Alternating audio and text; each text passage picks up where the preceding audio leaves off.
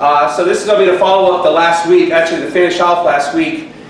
And in its own way, today is probably, it can be very deep, if not one of the deeper sermons I've done, depending on how the Holy Spirit moves. Going to teach you something, right? I'm going to teach you something. I'm going to play this little game between you and I.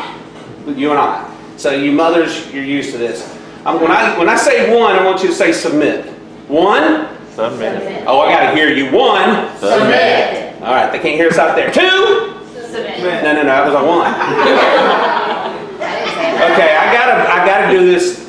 Okay. I set you up, didn't I? One is submit. Two is fight. One. Submit. Two. Fight. One. Submit. Two. Fight. Two. Fight. One. Submit. Three. We don't know. Wash. Like wash. One. Submit. Two. Fight. Three. Wash. Four. Cleanse. Cleanse. All right. One. Submit. Two. Fight. Three. Wash. Four. Cleanse. All right. I need to write that down. Yeah, I know you do. All right. So I'm getting something in your head. Now, where am I going with this? So Harriet Tubman, you know who she is. You know, she's one that led a lot of slaves to freedom. There's a movie about her in the last year. There's two quotes from her that I adore, and one of those is really pertinent to our nation.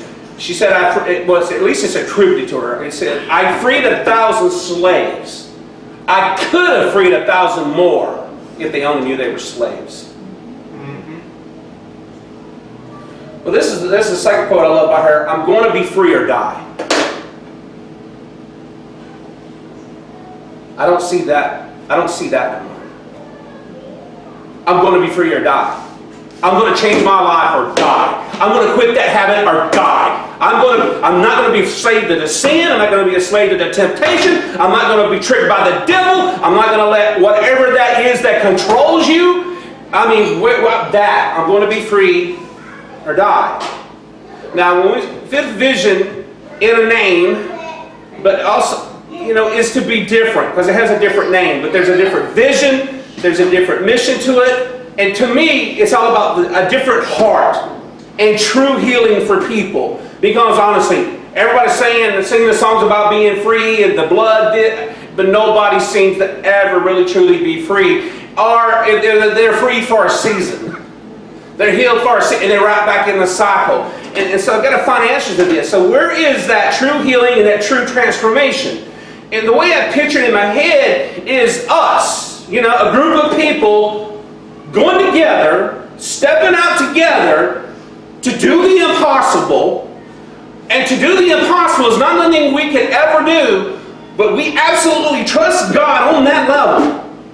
We're in it with God on that level where we will say, we're going to have the real thing or die. Because we're not going to play the games. We're not going to be superficial. We're not going to... You guys get what I'm talking about? Now, I thought I knew what that looked like, but I don't know if I really truly do. And I knew that all along. I knew God's got to build this. If you're trying to build something different, if a pastor comes and tell you, this is the... God never does it that way. We'll talk about that more as we go. But honestly,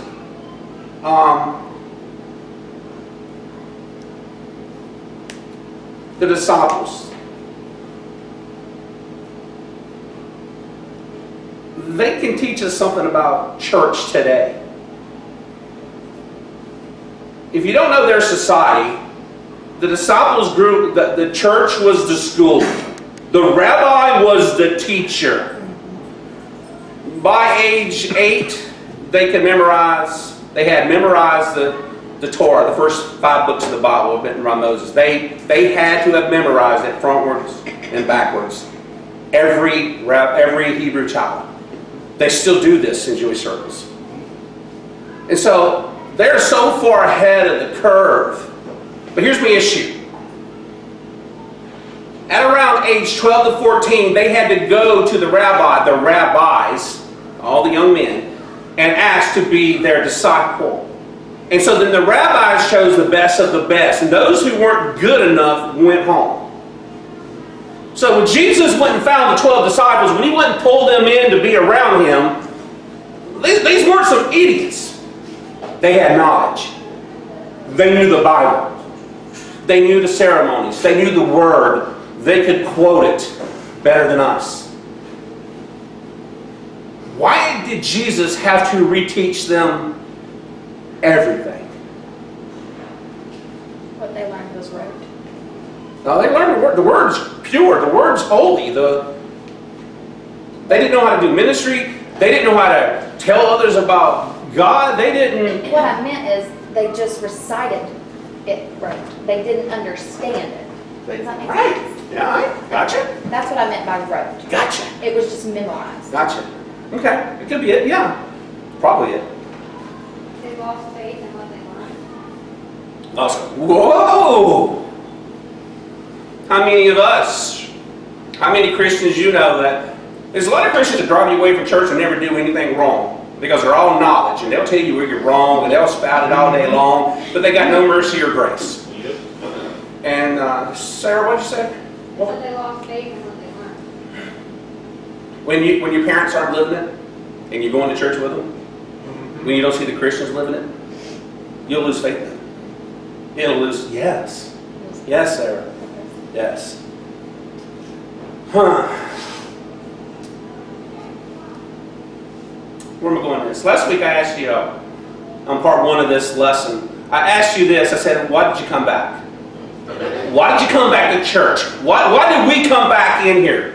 To have church as normal? Or did you come back because you want something more? Did you want to be the real thing? Did you want something to be real? Are you tired of singing about God? Or do you want to know God? You're tired of saying, I know God, but you don't know God. You say, God loves me, but you don't feel God's love. I mean, I'm so tired of Christians telling me where they go to church. Stop telling me we go to church. Tell me who you love this week.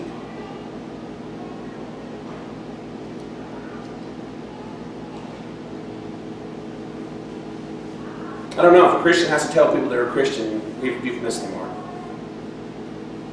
And why does that bother me? Because I know what Jesus said about church today. You're wretched, you're pitiful, you're poor, you're blind, you're naked.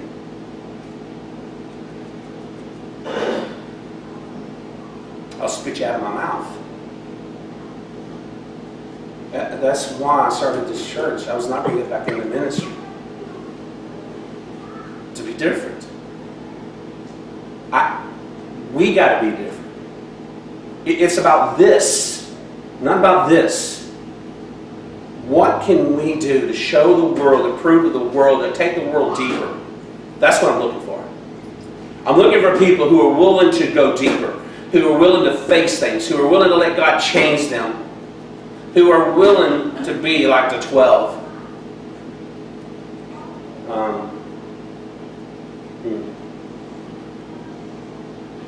You know, I expressed last week, and I honestly didn't know that was Reagan was saying that. It's not the elites. That's what I was saying last week. Jesus did not call the elites to lead the church. He went and got the 12 and took them outside the church and said, go change the world. He went to the people, the common people, and they responded to him. And he gave us the task of changing the world with him, for him. But how do you give somebody Jesus if you don't got Jesus? How do you lead somebody to peace if you've never been there yourself? How do you help somebody else heal when you ain't faced it and let God heal you or me? The old saying says you can't take somebody somewhere you've never been. And that is so true sometimes. But we can look at the Holy Spirit and God and go, all right, Lord, teach us. And as I said in my prayers, teach us how to love. I think I know what that is. I think I know how to love you, but teach us. I think I know how to worship because I've watched other people worship. I know how to worship. But Lord, teach us. Teach me what it means to worship. And worship isn't raising your hand or speaking in tongues or whatever it is that your background you do. Worship is how you live your life. Worship is that intimacy between you and God when you cry out to your daddy. And most of us don't understand. So last week, the challenge was, that we are the living letter of Jesus. That came out of 2 Corinthians 3:3. You are the living letter of the anointed one, the liberated king, nurtured by us and inscribed, not with ink, but with the Spirit of the living God, a letter too passionate to be chiseled onto stone tablets, but emblazoned upon human heart. Man, does those words describe your relationship with Jesus? That kind of passion.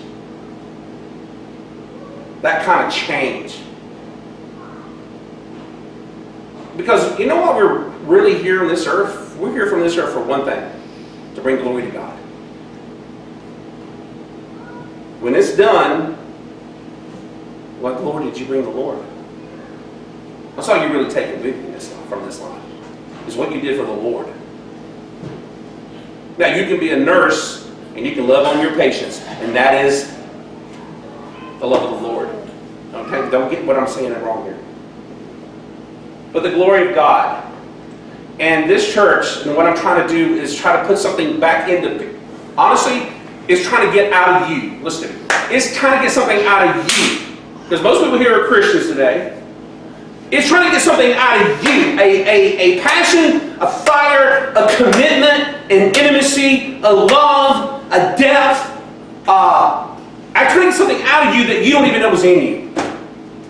I'm trying to get you to go to a place that you don't even know exists until you let the God take you there. And all I'm saying is, come and follow me. Let's do this. I don't know that route necessarily, but let's learn together. Let's go together. Let's be that church. Let's be those Christians that have something different. But you don't get nothing different unless you're willing to give something that you've never given and allow something to happen that you've never allowed happen. I don't know what that looks like when we get there. But that's the path we're on. And that's where I'm trying to lead us. So what does the glory of God look like? I come across this verse this week. Daniel 12:3. Those who are wise will shine as bright, glory. Shine as bright as the sky at midday. Those who make the many righteous will shine as stars forever and ever. Those who invest, those who help, those who change the world. And that's the question. Will it be you? Will that be me? Will that be us? I mean, who's going to go there? Those who are wise. Those who will lead people to the truth. Love people to the truth. Those who change the world.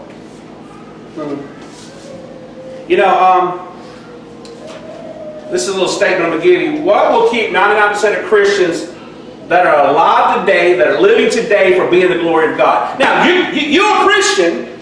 You're saved. I get that. Jesus did his part. He died for us. We accepted him. Heaven bound, baby. I get it. We got our ticket to heaven. But who's going to be the glory of God?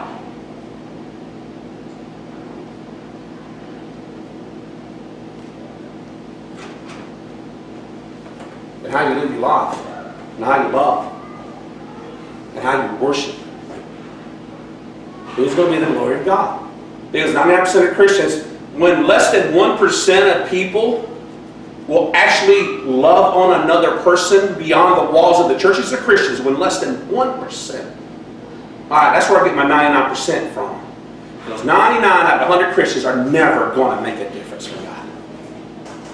They will never be the glory of God. And you don't become the glory of God by mistake. You make a choice. I'm going to be different. And I'm going to let God transform me. So there's a lot of Christians who were saved, but they had been transformed. Now, where are we going with all this? I believe, this is from my head thinking, so forgive me if I'm wrong, but I come up with 3 things that I can put those 99% in and cover almost everybody. Of things, areas that keep us as Christians from being the glory of God. Okay? And until these three things are dealt with. Now, you may have all three, you may have two, you may have one, you might not have any of them. Maybe you got all this covered. And praise God. But I'm gonna challenge us today to relook at our lives, okay? Because if God is counting on us, not the elites, not the church leadership, not the TV preachers, if He's counting on the people, you and I, to go out there, it's time to get serious. That's the day we're entering. So the first area that I came up with is for that's holding people back is emotional conflict. A large segment of Christians today stay in a cycle of emotional conflict.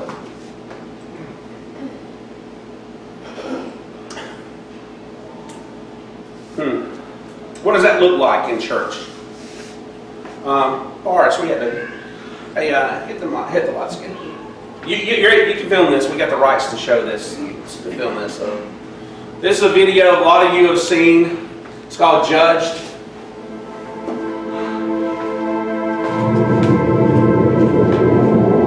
When I gave my life to the Lord, I was a stripper, and I made a decision to completely change my life. I had no idea where to go to church, what to do, how to dress. And one day I was sitting out at a coffee shop, and some girls were walking around, and they were telling everybody about their church. Well, I was so excited. I thought, this is going to be it. This is going to tell me where I can go. Maybe they'll be my friends. And instead, they took one look at me and the way I was dressed and how I looked and gave me a dirty look and passed me over. I was going into 4th grade, and that summer my parents sat me down and told me that they were getting a divorce. And I remember being blown away by that. And then on top of that, we showed up at church over the next few weeks. And I just remember feeling this difference there, that we weren't supposed to be there. Like, you know, we had divorce slapped around our chest. And for me, it made me feel like there was something wrong with me. I trusted Christ when I was in high school.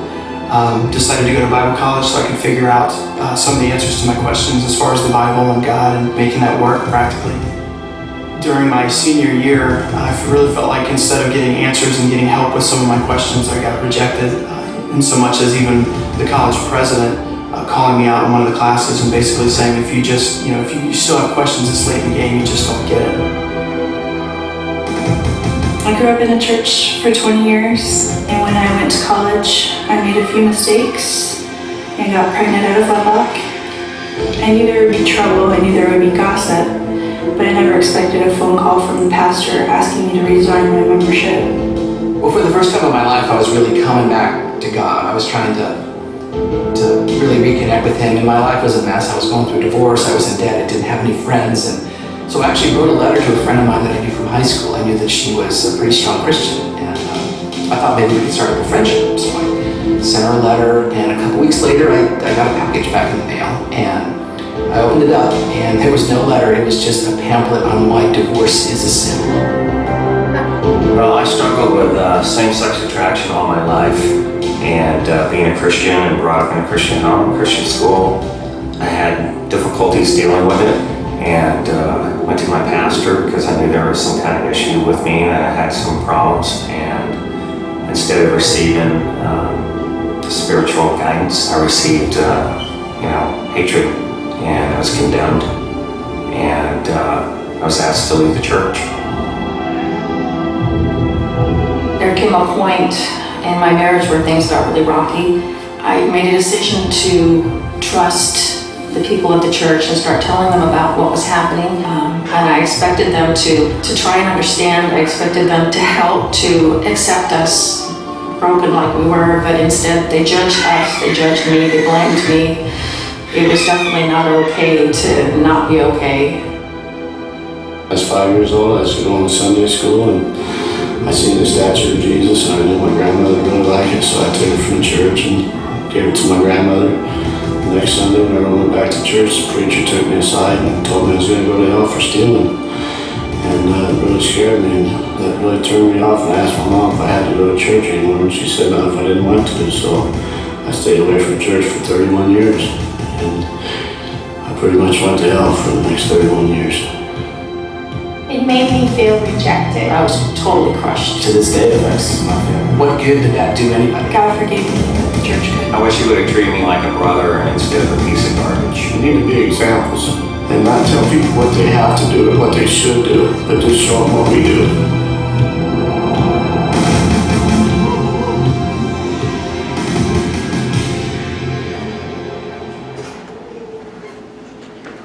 I mean, that's a powerful video, and it captures so much truth, but it only captures half the truth. Because when people come to church today, they're usually broken, hurt, and they have a story just like this. Most people, like I said, people who are coming back. Here's the issue. Here's the issue that's beyond the video. And it doesn't have to happen, I'm doing it in the church frame, but it can happen with men. If you, I was kidding Tammy about being married 17 times. She's only been married once. Robert's the one. She waited for him. He was the one. But the video portrays people who've been hurt by church. But you could be hurt by men, women. You could be hurt by people, friends. But here's the issue. Most people don't realize that when you get an emotional wound, your family falls apart, you were raped, you were beat, you were thrown away, you were not loved, you were abandoned. I can feel like keep going down this long list. What you don't realize is that you're gonna be seeking that love that was taken from you. And being a kid that was growing up, thrown away, boys' home, foster homes, living on the street, not loved, you know, I talk about this love jug, you're seeking love, acceptance, approval, somebody wants you. And let's just say that everybody loves you. And that jug is overflowing. But you know how the person processes? That person still thinks they're empty. They still think nobody loves them. They still think, well, I know God loves me and I'm saved, but I don't feel it, I don't feel it, I don't feel it. Because of the wound that happened in your life. Yes. That you don't even realize when you do have it. And what people end up doing, psychology-wise, psychology teaches, is that you self-destruct your own life. That's what happens in church. When people get wounded by people in church and they come looking for something real. A place of safety, security, belonging, acceptance, love. Well, what happens when a person who's been emotionally hurt, when somebody tells me that their last pastor did to them, I've learned to do this. Not let them see it. Oh, crap. Not because they're damaged goods, because they're evil. But the thing is and I'm going to tell you what we hear the first time. This is the best church ever. Man, I love here. Pastor, you're the best. Best. As soon as they say it, that's the kiss of death. Because they're hurting. And they're broken. And if they don't face their hurt, they don't face their pain, if they don't deal with that emotional conflict that's buried, that wound, I will end up being that pastor. And we will end up being the people that hurt them. Even if we did everything right. What am I talking about? Whether it's in life or in church, when we have been hurt, unless we are healed, unless we awaken to the truth that we are broken, that we don't process things right, we don't interpret things right, and if we don't see true healing, relationships end in tragedy. And now, that church did me wrong, that church did me wrong, that pastor did me wrong, that pastor, that man did me wrong, that man did me wrong, that man did me wrong, life did me wrong, life did me wrong, God did me wrong, God did me wrong, God did me. When you hear this in yourself or in each other, it's the sign that somebody's really hurting. And most of the time they don't know that they're the one that's hurting. Because I'm going to tell you, when you give, because I was the broken child, okay? When you give a person what they crave, theirs has been taken from them. They don't know how to process it. If you want Mr. Perfect or Miss Perfect, and you've been through a lot of things in your life, when you get it, you don't know what to do with it. You've never seen a healthy family. You've never seen a healthy relationship. You don't know what to do. See what I'm saying? The church has to begin to heal. Christians have to begin to heal. Or we're going to stay in this cycle of emotional conflict. And one church, the church name will change. The people will change. The boyfriend will change. The husband will change. Whatever. But the cycle keeps going round and round. You guys understand what I'm fighting about? When you're a church that wants to reach the broken, you've got to be really equipped to help them. Really equipped. And where am I going? Where am I going? Number 2. So I'm just going to get kind of deep. Number 2 is spiritual conflict. First you had emotional conflict. Spiritual conflict. Okay?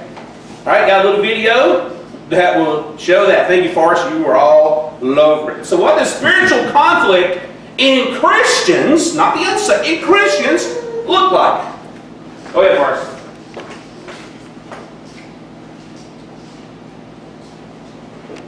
Hey, Kat.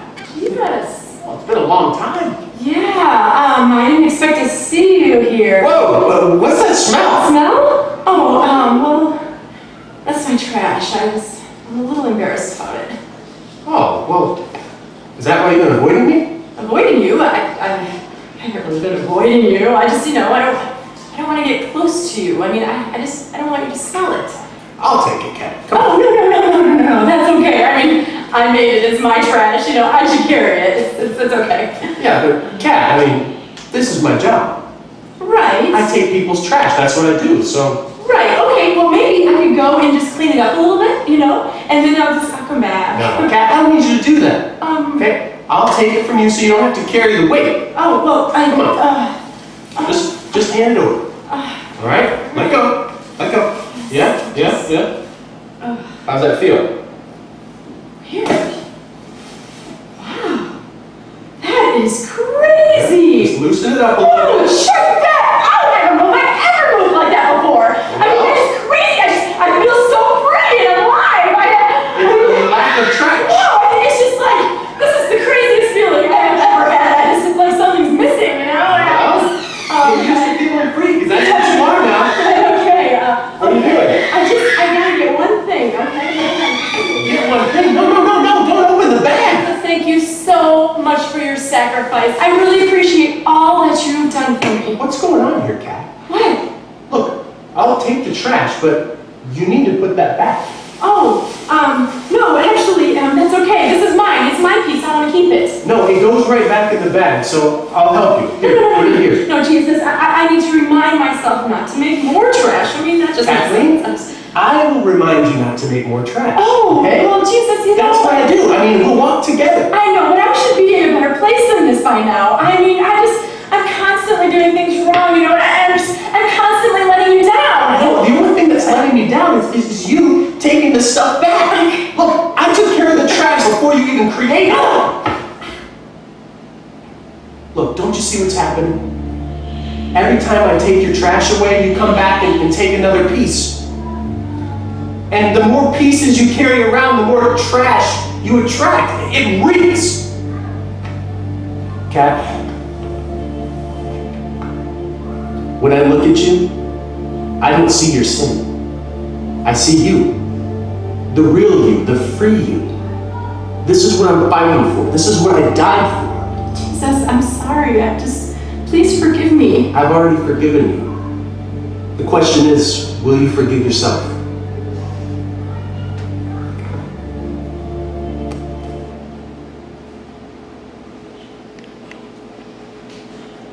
Spiritual conflict.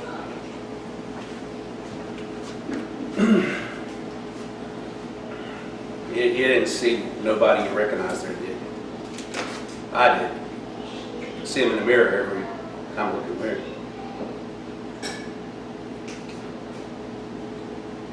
the girl in the video, Kat, you know, he says, will you forgive yourself? But it could be other angles too. Will you forgive that other person? Will you let it go? Will you stop going back? And no, I did the sermon, the puke. Stop going back to your puke. Okay. The issue for the girl is she believes. She knows Jesus is real. She has a relationship with Jesus. But there's a place where she's insecure about who she is. She ain't really truly found herself. She ain't truly free because she won't let it go because she needs something more than Jesus.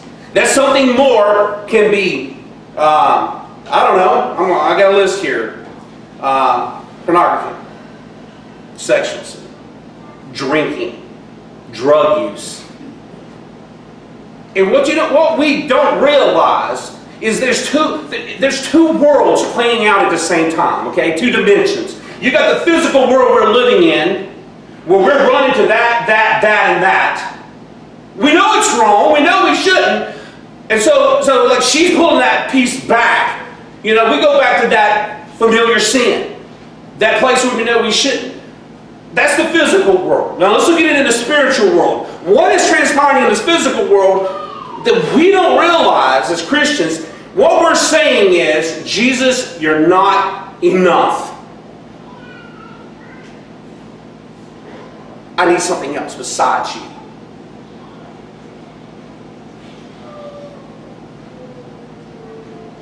Do not give the devil a foothold. See, we're Christians. What is my purpose? What is my purpose? What is my purpose? What is my purpose? And we want God's blessing on our lives, right? Huh? We want God to bless us. We want God to... we're asking the wrong questions.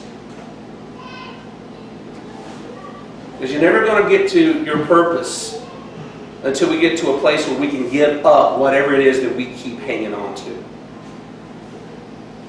Because if you don't give it up, you will self-destruct whatever is to come.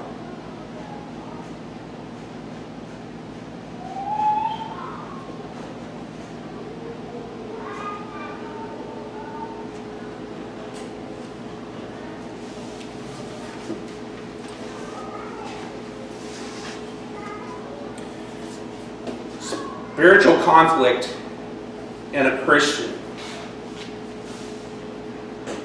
shows two things, guys. And I'm being completely honest here. Reflecting on it from the Bible point of view, but my own life. What gets stolen from us when we get hurt, when our trust has been betrayed, is intimacy. The ability to be intimate. So what happens is in a Christian is we compromise or we get completely corrupted because we lack the ability to trust God. That if we give God that sin, that habit, that hurt, that fear, that doubt, if we really had intimacy with Him, if we really trusted Him, we would hand it to Him and we wouldn't go back. We wouldn't need anything else. So really, truly, what's got to be reestablished is not that you're a bad person. We already know where we sin. What's got to be reestablished is finding that true intimacy that we've never had.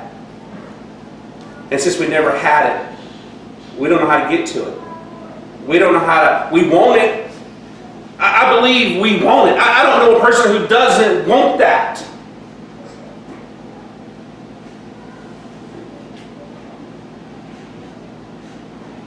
When we depend on God, guys, when we depend on God, we need to depend on God. Why do I pray, Lord, teach us how to do this? Teach us how to do this. Because honestly, for the individual person, your path may be a little different than mine. But here's the issue. Let me get the clicker. The issue is the enemy who's always in our heads. Okay? You hear the enemy in your voice. And a lot of us think we're talking to God, or we think we're talking to ourselves. We think we're processing. And if we're not careful, we can be deceived. Jesus said, my sheep know my voice. They hear me. They know my voice. But the problem has become, in the day in which we're living, with the enemy filling our head, with life filling our head, with hurt from the past filling our head, the rejection, our parents, life, all that stuff, we can't hear him. We want to hear him, don't we? So the enemy gets in your head, plays these games with you, if you're not careful. And it's called double-minded. First thing that happens when somebody dies in your life, what's the first thing the average person says? God, why did you do this to me, God? That is not your thought. There's a spirit you, there's a physical you, where the enemy is putting his thoughts, putting his voice, putting his temptation. He's trying to destroy you. He's trying to destroy your relationship with God. He's trying to make you double-minded when you know you believe in God. You know who Jesus is. You know the truth. But in that moment, bam, you strike out. You heard it in your head. You felt it, right? That's him. That's the enemy. And if you don't know that, you get what I'm saying? Then you respond to those thoughts. And those thoughts take you to an emotion, which leads to self-destruction. Thank you. That's why the enemy only has to get in your head, because then he manipulates your emotions, your past hurt, your past relationships, whatever that is, and that moves your heart. Then, once the emotions are triggered, you go down that path of self-destruction. And thank you.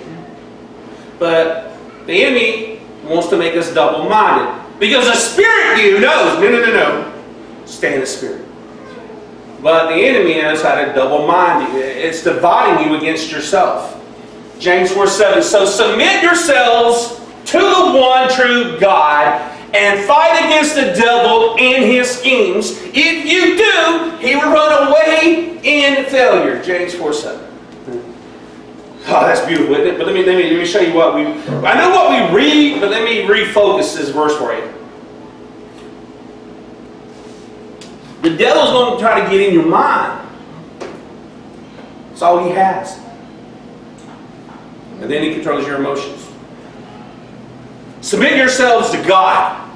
What was one earlier? Submit. One. Submit. Two. Fight. Submit to God, fight the devil. You know, we want to go to church and we want to pray and we want to read our Bible. Oh, it's so easy to fight the devil. I just read. No, you're going to have to fight the devil. You're going to have to fight the thoughts in your head, the emotions in your heart. You're going to submit to God. God, I'm not going there. I'm not doing that again. I'm not going down that path. I belong to you. You are my Savior. You're my God. I'm going to submit to you. I'm not going to do what I want. I'm not going to beat up somebody. I'm not going to take it out on my family. I'm not going to take it out on you. I'm going to fight against the devil and his schemes. We don't want to fight. We want to say a prayer and hope the fight goes away. Lord, keep me from hitting Amy because she's mean to me. You deserve it. God says, I give you the strength in the Holy Spirit. In the Holy Spirit, you have the power not to do that. Lord, I don't want that drink no more. Lord, I don't want to do that no more. All right, submit to God. Fight. But the problem is we don't want to fight. If your issue is pornography, which is an intimacy issue. You guys realize that? Especially in men. It's an intimacy issue.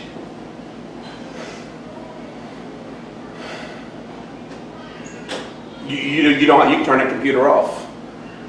You can walk away from it. You can do a lot of things. But here's the problem. There's two voices. One is tempting you, is trying to mess with your emotions. But also messes with you chemically. What's that, dope? What's the chemicals? Thank you. Yes. So you got your chemicals fighting you. You got your heart fighting you. And you know what you want to do? You don't want to fight. You don't want to say no. You got to submit to the Lord, and you got to fight. You got to admit, no! In the name of Jesus, I will not go there. In the name of Jesus, you will get out of my head. You got to fight.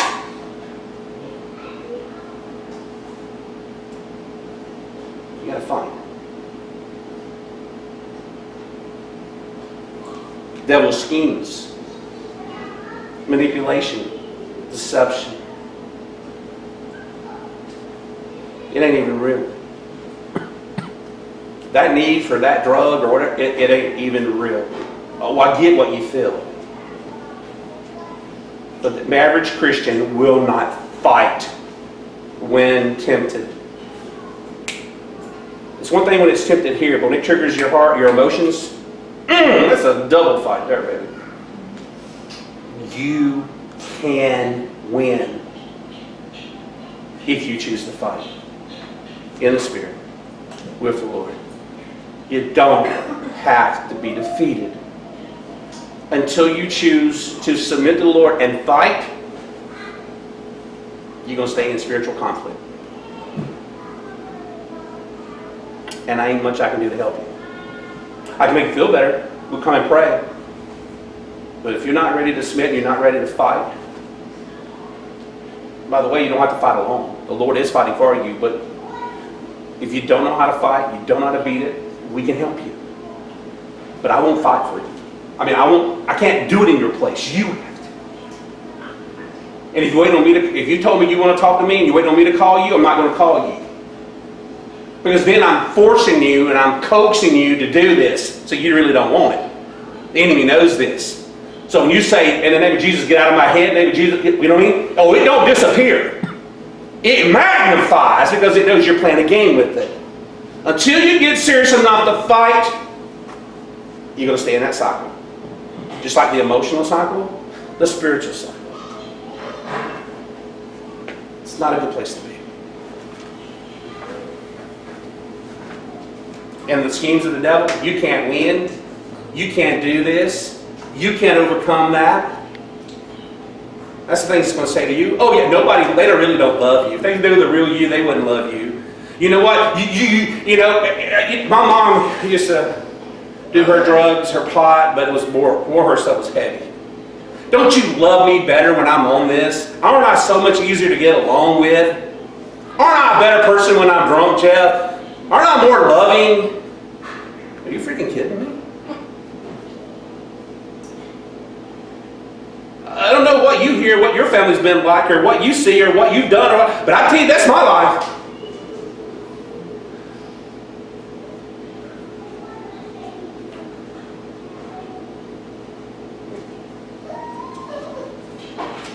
Then you get the next verse, verse 8. And you read it for me? Come close to the one true God, and He will draw close to you. Wash your hands, you have dirtied them in sin. Cleanse your heart, because your mind is split down the middle. Your love for God on one side and selfish pursuits on the other. There it is. So 1 was submit, 2 was fight, and here's where you get washed and you get cleansed. Now, here's the deal, guys. Even the Lord Himself says you got to make a move to me. I will fight for you. I will open your heart. I will speak to you, but you got to make the move. A lot of people don't like, I don't have to walk that aisle, that altar, the aisle in the church. They walk to the altar, the front of the church to get saved. It is symbolic of something. It's symbolic of that. It's symbolic that you are submitting. That you want it. Do you have? No, you don't. But anyway, He will draw close to you. Wash your hands. That means forgiveness. Forgiveness. Lord, forgive me. Lord, forgive me. Lord, forgive me. It also means repentance, to be cleansed. And that's where you get cleansed. That God will cleanse your heart. Now notice this. It says cleanse your heart. The enemy puts the thoughts in your head, which triggers your heart, your emotions. What does the Lord cleanse? So you don't have to respond to the thoughts. You don't have to respond to the temptations. You don't have to respond to the... You get it? Yeah. And then you got Romans says, Romans 12, renewing of your mind. Over time, it'll even renew your mind, even when the devil tries to. You get to a place where you barely even hear the devil.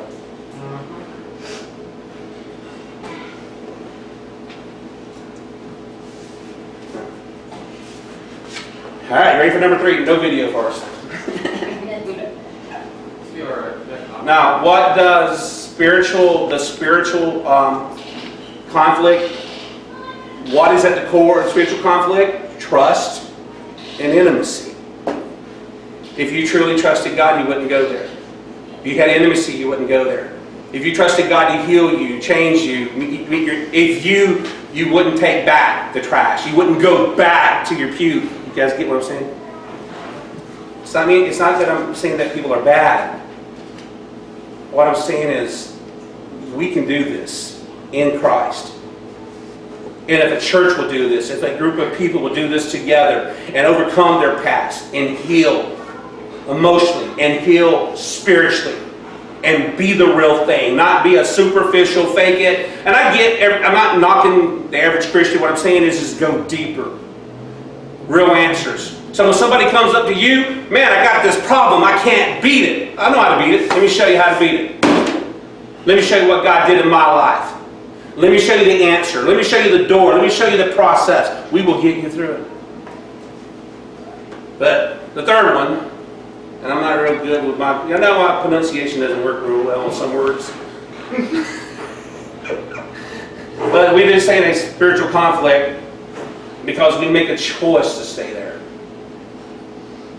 You have a choice to respond to that temptation, that emotion. You really do. That thought. And I get it's massive. But if you won't fight, it will always be massive.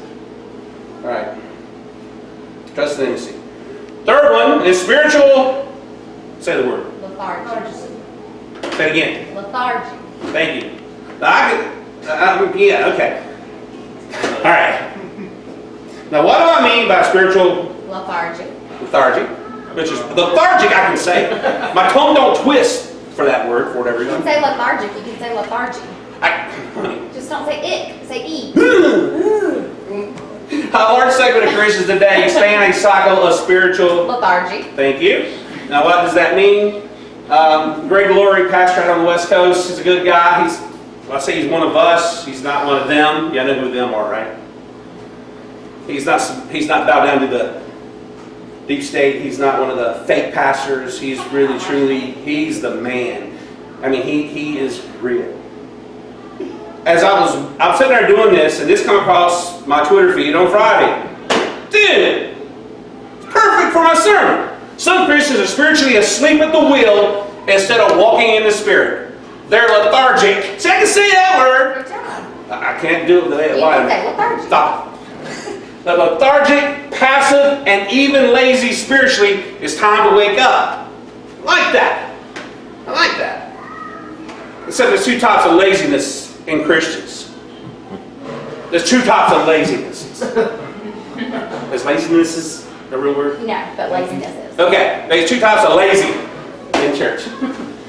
The first one I'm going to talk about is what we know it to be. Those, okay.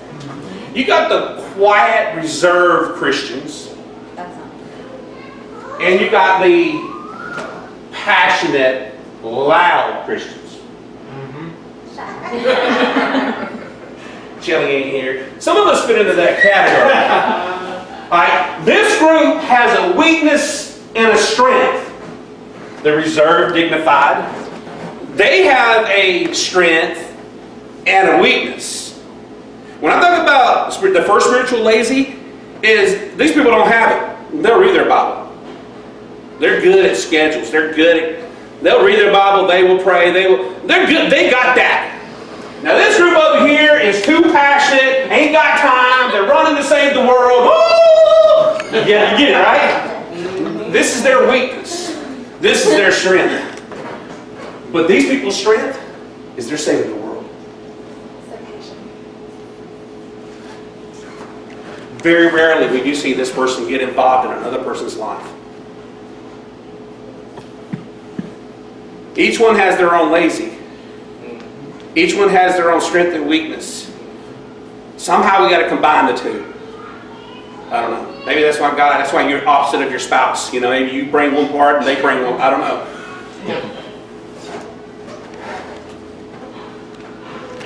Pray for God, maybe, but- So what's the issue here where you don't got time to read? Because you know what? Being in the Word is important. Being in prayer is especially important, especially after changing the world. Because because these people, this side is pouring their life out, all their energy out. Now you're weak. Now you're weak. And the devil can get you because you're tired emotionally, you're tired physically, you're tired spiritually. Now you're primed to be attacked. And over here, you're not a threat.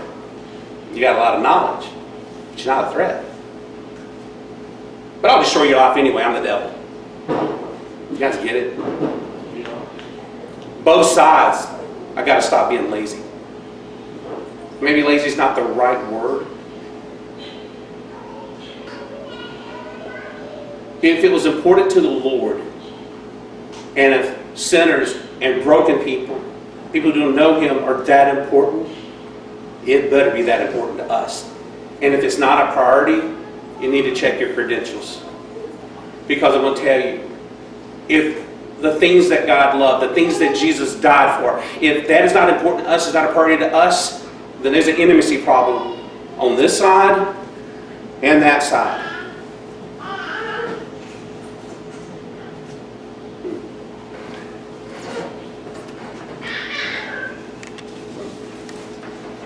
Spiritual, say it. Lethargy. Thank you. Is what Jesus meant. Where do you find that in the Bible, Jeff? Well, right here. I read it last week. Revelation 3:15, 17. Jesus was looking to the cross time. He's talking to the 7 churches, segments of time, and Church of Laodicea. I know your works. You're neither hot with apathy, you're neither cold with apathy, nor hot with passion. It would be better if you were one or the other, but you are neither. So because you are lukewarm, neither hot nor cold, I will vomit you out of my mouth. How can this side that's so passionate about God, reaching the world for God, how can they not? How are they cold? How much time you spent in the Lord today? How much one-on-one time? How much intimacy building have you put in that day? How much word have you had? You might have a passion and a big mouth for people and for life, but my goodness, are you that passionate about the Lord Himself in that one-on-one relationship?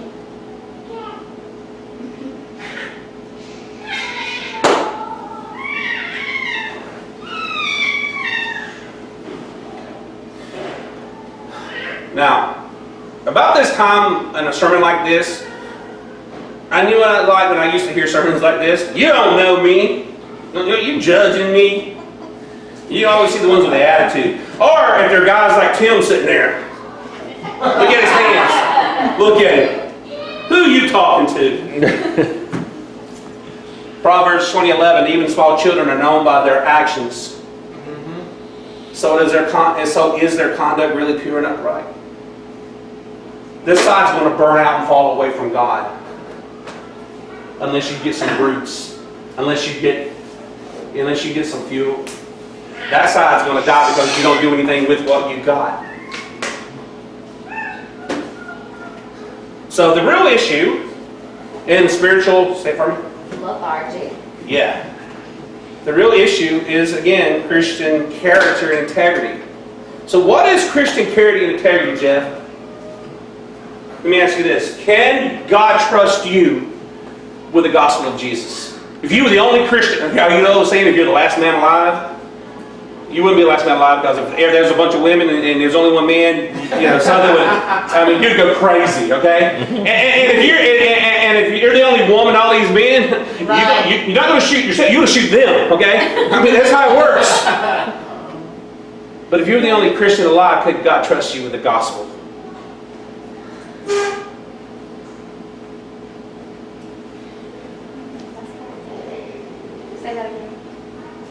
if you were the only Christian alive, could God trust you with the gospel? Told you, I'm just the one that sits and doesn't say anything. Okay. Oh, that's not my fight. It's not my responsibility. Can God trust you to be who you were created to be and called to be? For you to ever find who you were created to be, who you're called to be, you got to face 3 things. You ready? Your emotional conflict and get it out of your life. You got to face your spiritual conflict and deal with it and get it out of your life. And then you got to look at the other spiritual. Thank you, what she said. Can God trust you to do what He asked you to do? I remember being in 4th grade. I've been a Christian about a year, and I don't know where they come from, but somehow we ended up with some Playboys. I was living with my father then. It might have been his, I don't know. But somehow we ended up with some, me and the neighborhood kids.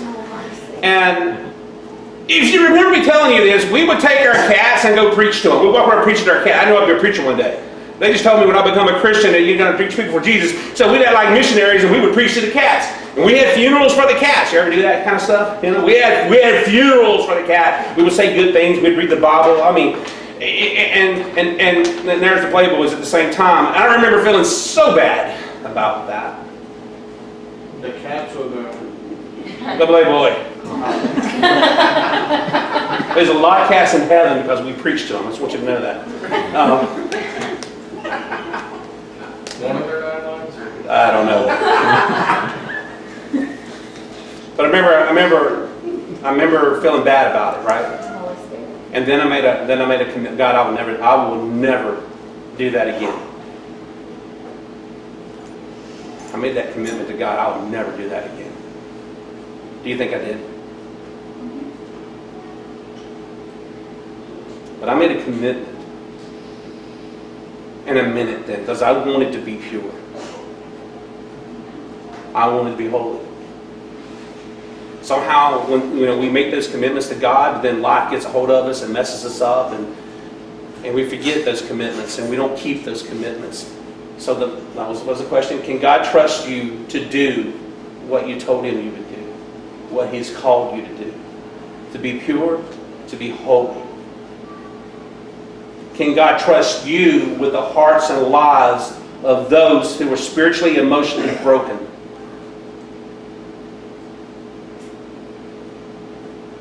Will you sacrifice your own will and plan for your life and surrender to God's will and plan for your life? Will you rise up? Will you step out? Will you get involved? Will you pay the price? Will you do what is right before God no matter what the cost? Because I'm going to tell you, that's why people don't believe in Christianity much anymore. That's why the elites and these crazy people think they can absolutely punish America and take America and do the things that have happened. Is because the Christians are not going to stand. And the problem is so many pastors have not taught us to stand. We're supposed to be good Christians sitting in the corner and you don't fight. You don't get involved. Christians don't belong in politics. A Christian should, any pastor, you better be running from it.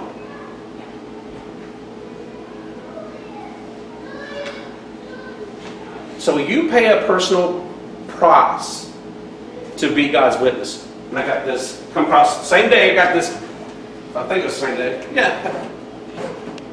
This guy here. This is a total stranger writing about this guy. I was a Christian pastor who got killed by the regime in Iran because of my faith. Before my body was found in a forest area near Tehran, I wrote a letter from jail stating I would rather have the whole world against me, but to know that God Almighty is with me.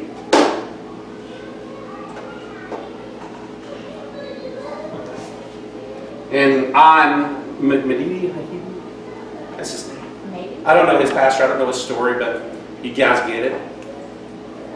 If you were the only Christian and God needed you to make a statement, to be the real thing and face whatever rejection, persecution, would you? And if you got the passion and fire to do that, then why don't you have the same passion and fire and commitment to let that sin go? To let that hate and anger go? Because this crowd over here will fight, will stand.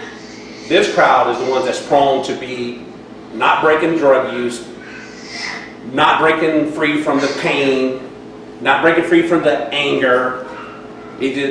Why is, you guys get where I'm going with this? Why is it that we're so willing to stand like this guy, but not? It makes no sense to me, but I understand it because I have been.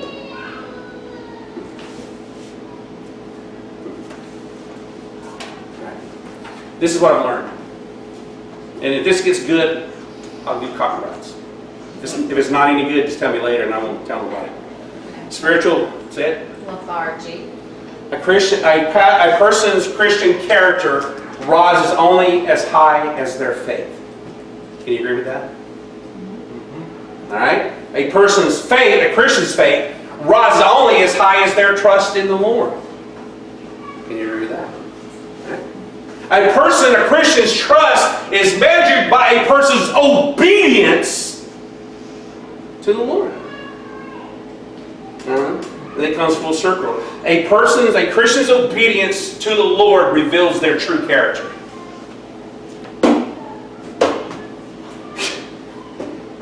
Your faith, trust, and obedience will reveal your true character, your Christian character. People don't like talking about obedience.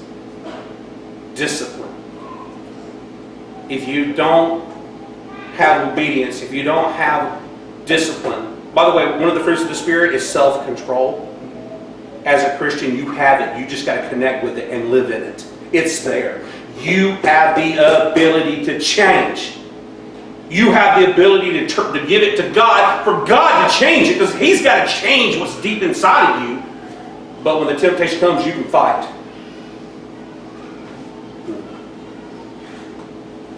Where am I going? This is my last part of my lesson. I say the good part of the last. Now, y'all know the story of Abraham and Isaac, right? Abraham, he was old. They didn't have a child. God promised him and his wife to give him a child. And Abraham became the father of our faith, father of many of nations, right? Okay, so let's read this, Genesis 22. After a period of time, God decided to put Abraham to the test. How many of y'all been told God will not test you? Okay, how many stories you want me to give you? God doesn't tempt us, but He will test us. Ding. And if you're looking for your purpose is found on the other side of the test.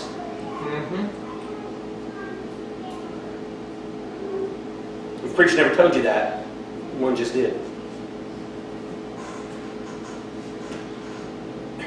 If you're going to proclaim His word, proclaim He's the answer, proclaim that He can, then that's got to be real in you, not just words you proclaim. After a period of time, God decided to put Abraham to the test. Abraham, I am right here. Take your son, your only son Isaac, from whom I know you love deeply, and go to the land of Moriah. When you get there, I want you to offer Isaac to me as a burnt offering on one of the mountains. I will show you which one. See, I didn't get to do my Easter sermon. Y'all remember my Christmas sermon where the power of the flock and the revelations of where Jesus was actually born and what it actually meant? That because He's the shepherd and we're oh my goodness! There's something to that I have found that's there that I ain't never heard preached. There's other people talking about it. I did find them. Oh my goodness!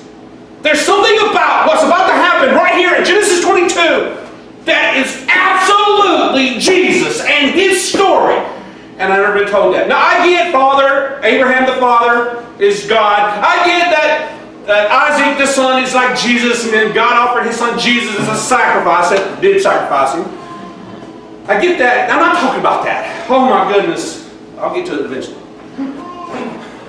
I want you to offer Isaac to me as a burnt offering on one of the mountains. I will show you which one. Abraham did as he was told. Early in the morning, he got up, saddled his donkey, and taking 2 of his trusted servants with him and his son Isaac, he cut wood for the burnt offering and traveled to the place God had told him about.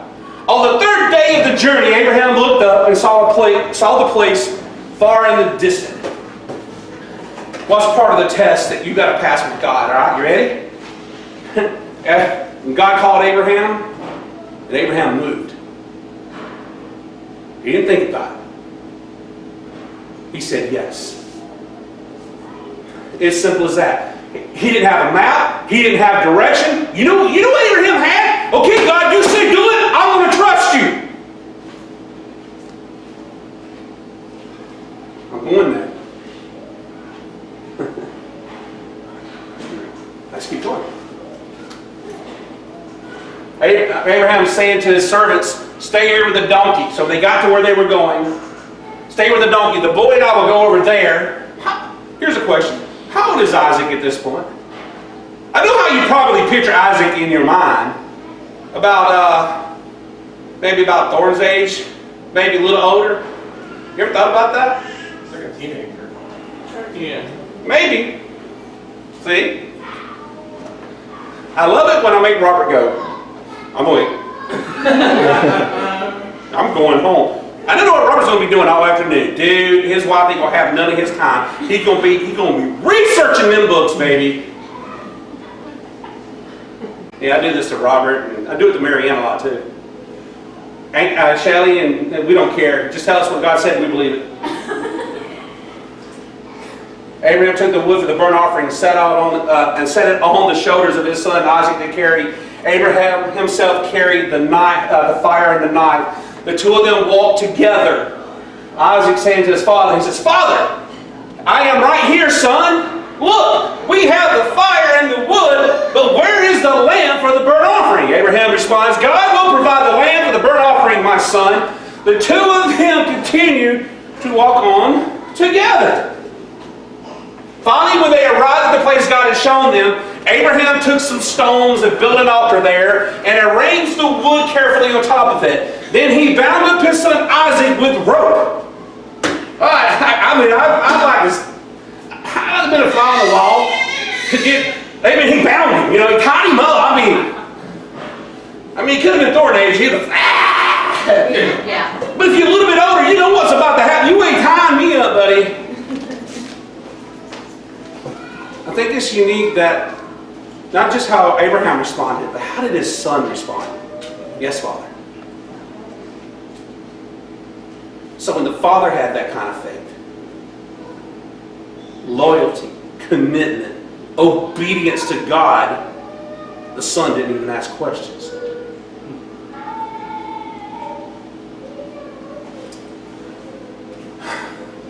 Just as Abraham reached out to grab the knife that would kill his son, the special messenger of the Eternal One called his name from heaven. This is Old Testament. This is Genesis, first book of the Bible.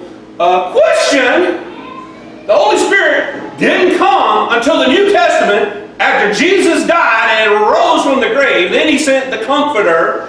What is this special messenger? It's the Holy Spirit. It's the Holy Spirit. What was the Spirit? If you go to Genesis chapter 1, right off what's the Spirit that hovered over the land? Holy Spirit.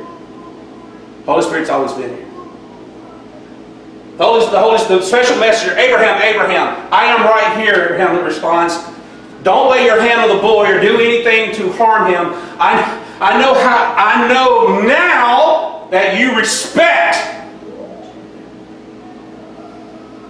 the one true God and will be loyal to him and follow his commandments because you were willing to give up your son, your only son, to me. So what's the one thing you love the most? And it's a trick question that I'm asking you. I get a mom will say her children. I get these. No, I'm talking beyond that. What is the one thing, what is that piece of trash like the video you will hang on to that you won't let go and you'll go get it back? You guys give a bong bong? When you can lay that down, the fear, the hurt, the anger, bitterness, sexual sin, whatever sin, fill in the blank. I know that you respect the one true God and will be loyal to Him and follow His commands because you were willing to give up your son, your only son, or fill in the blank, whatever needs to go there in your life. Abraham glanced up and he saw a ram behind him with his horns caught in the thicket. He went over and dislodged the ram and offered it up as a burnt offering. Good stuff, isn't it? Good stuff. And you redress that for me. From that day forward, Abraham called that place, the Eternal One will provide. Because of this, people still today say, on the Mount of the Eternal, all will be provided. The special messenger of the Eternal One called out to Abraham yet a second time from heaven. Listen to the solemn vow the Eternal One has spoken. Because you have done what I asked and were willing to give up your son, your only son, I will reaffirm my covenant of blessing to you and your family. I will make sure your descendants are as many as the stars of the heavens and the grains of sand on the shores. I reaffirm my earlier promises that your descendants will possess the lands and sit in the gates of their enemies. And from your descendants, all the peoples of the earth will discover true blessing. All this is because you have obeyed my voice. What if, how would this story read if after a period of time God decided to put Abraham to the test? What would happen if the appointed time that Abraham had to show he was, what would happen if he failed the test? Remember, how important was it? Remember, he was 80-something years old when they finally had a son. Him and his wife, almost 90. That's what they wanted more than anything. And when they finally got it, God, you're asking me to sacrifice it? Not just sacrifice here means actually, dead.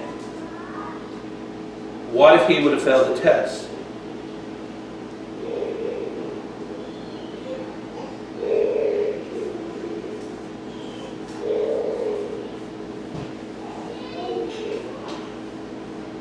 The only way Abraham was able to do this was he trusted God would not hurt his child. God would not punish him. God would not destroy him. Abraham didn't know necessarily how this was going to play out. But if you remember the words, he told the two servants, stay here. We're going over there. He said these words, we will return. See, Abraham knew God was going to do something great in his life. He didn't know how. But he had to be willing to do everything to lay it on the line. So here's my last few notes. God tested, what did God actually test Abraham? His character.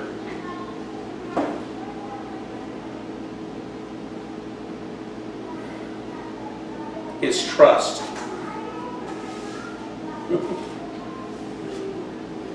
The second part of Scripture is, don't lay your hand on the boy or do anything to harm him. God can't. So what is your test? Seriously, guys. Why will God test you? It isn't to prove who He is. Listen to me, guys. He isn't testing you to prove how good He is or how great He is. He's putting us to the test to prove that we can do this. That you can, your faith is strong, your passion is real, your love for Him, your trust in Him, your intimacy. He's creating intimacy. When you got to trust God, when you can't do anything else, no matter what He's asking you to do, to be, to give up, if you can trust that, if you want that intimacy with God, where you know His voice, you hear His voice, you can feel Him, you can touch, let this happen in your life, and it will.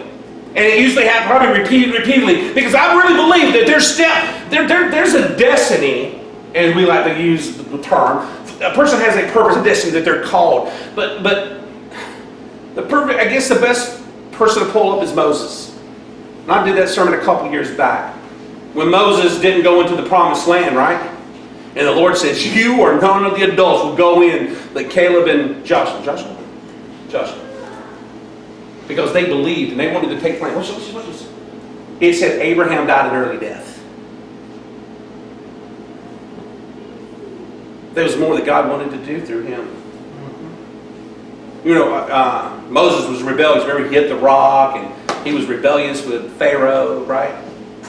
He let his flesh come to the point where God didn't let him into the promised land. In fact, the Bible says he died early.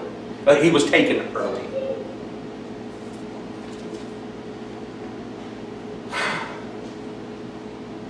So what's your test? Or better yet, what is God's purpose for your life? It's on the other side of that test. And what is that test really? That you will give God power and control in your life, basically over those 3 years I gave you. Emotional conflict. You got to let it go and heal. Spiritual conflict. You guys get it? So here's where I'm going to end this. What are you going to do with this lesson? I need to know. I know where God is. I know what God did and what the dream He gave me for my life, and the thought to build a ministry that's different. The only way I can build that, the only way He can build that, is we have a bunch of Abrahams who will face things in your own life and let God prove to you He is God, and let your faith grow, let your trust grow, let your intimacy grow. Because then you go walk right out that door, no matter who you meet, black, white, young, or old, you can say, here's the path to healing. Here's the path to the Lord. This is what God can do, and you can lead people to that truth. And I'm looking for this. We had a real Abraham come in our door. She's sitting back there. And she doesn't see herself that, and she'll not like it that I'm pointing this out. But when Ruth come in our door, she had to give everything to God and faced her worst fears and let it go. It was her son. And look what God has done. If you ain't been around, he's off the streets. He's been in rehab for a good 9 months now, a long time. He's now going to be a counselor. Her daughter all of a sudden got healed of cancer. She was obedient. And I never forget when she walked into the altar and she just laid it all down that day. The passion, the fire, oh my goodness. God wants to do that in your life. He wants to use you that way. But you got to be willing to give up those 3 things.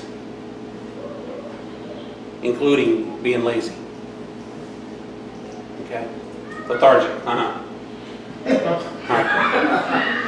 I'm going to put a song. I don't know where you are in this sermon. I don't know